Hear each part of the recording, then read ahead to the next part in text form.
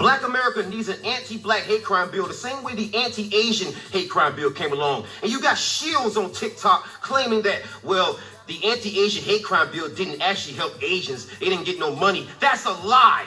New York Congresswoman Grace Ming announcing that she received millions to implement the anti-Asian hate crime bill. And there were even funds given out in New York in general. And then there were funds given out in California. And that didn't even have anything to do with the anti-Asian hate crime bill. And this is in the mix of us asking for reparations. No black groups got that money in California, because if that were the case, why did the LA City Council get away with all that anti-black racism? You'll find that money was given to Asian community groups for engagement, empowerment, and education to address the rise in hate as anti-Asian hate, not the anti-black hate crime bill that we need, because we are the #1 targets of hate crimes. As you know, this Chud the Builder clown is running around harassing black people and live streaming it for the world to see.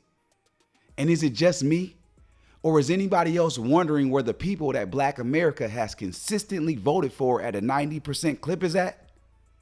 Where is the Congressional Black Caucus, who is supposed to be giving us some kind of representation? Because every time something happens to an immigrant or they're about to get their seats taken, all of a sudden they're pounding the table like it's some sort of state of emergency. And this is where you Democrats keep missing the boat.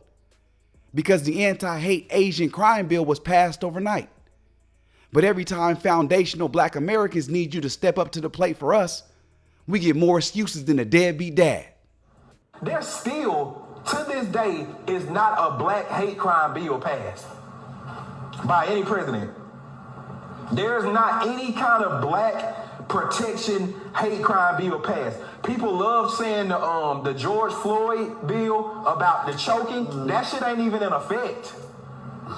It's not in effect. So in 2020, when COVID came, post-COVID, the news, the media, the liberal media, the legacy media told us that after 2020, I remember specifically in Atlanta even, that Asians, there was a higher level or percentage of violence that were being inflicted upon Asian people from black people. So they just threw us right up in there. All of a sudden, after COVID, we just whooping on Asians all of a sudden, because they're basically trying to say that they're being targeted because the rumors being put out that they the ones that brought COVID over here. And they ruined everything. They ruined our lives.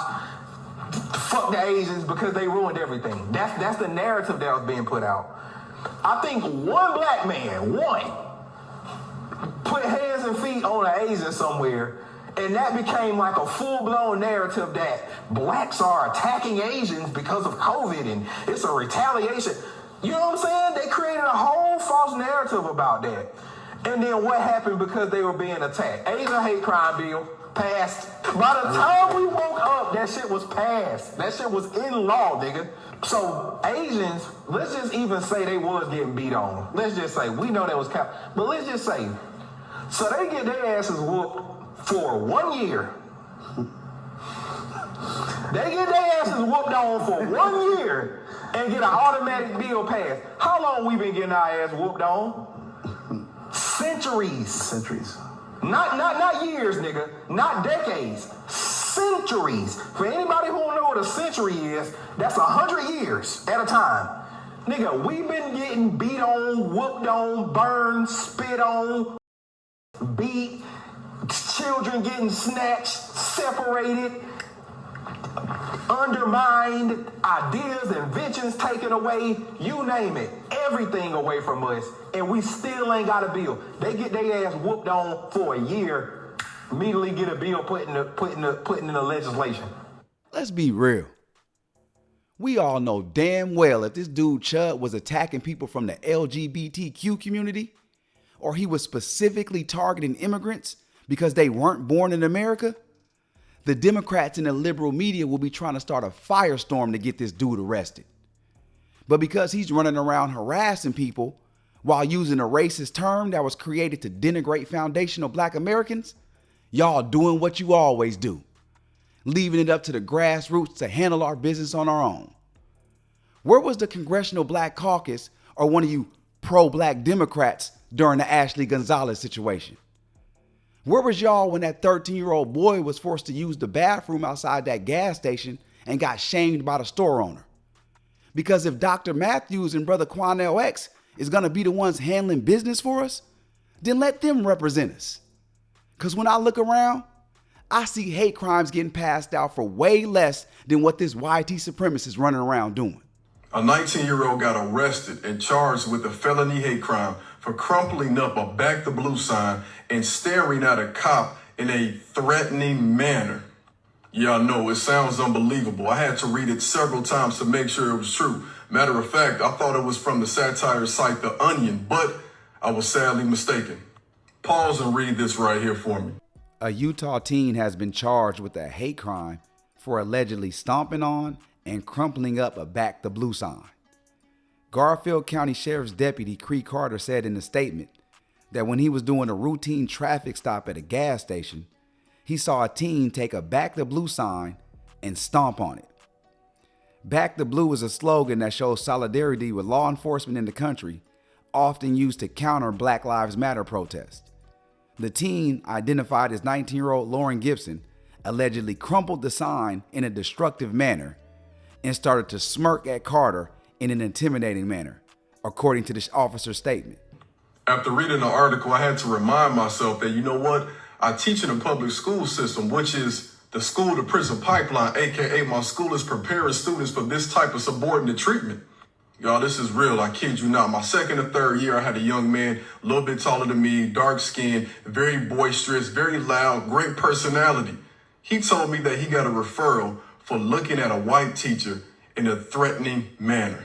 As someone who was on the receiving end of a hate crime about 5 years ago, this right here is complete nonsense and a joke, just like this system. This is simple for me. We done spent way too many years voting for nothing. And if you're not about to come with anything tangible, like at least the hate crime bill, then do like the Republicans and stop asking for the vote. I'm out. Yeah, so listen, bro, all these black senators who we got, they're not for the people. They had an incident in Atlanta at those massage parlors a couple of years ago. The Asian senators went out and proposed a bill that got passed in record timing where they got an Asian hate bill. Black people are getting hung in North Carolina, truck drivers. You got the black boys on top of the mountain near that sundown town here in Georgia. There's all type of black hate crimes that are going on, but our senators and our lawmakers, they're not proposing any type of legislation.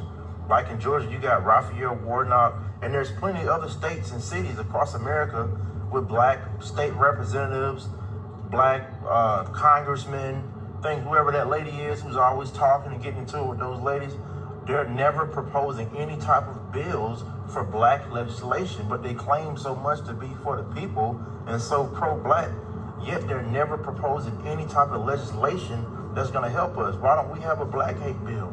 Why isn't there more bills that are being introduced by our black senators for black people? I don't understand it.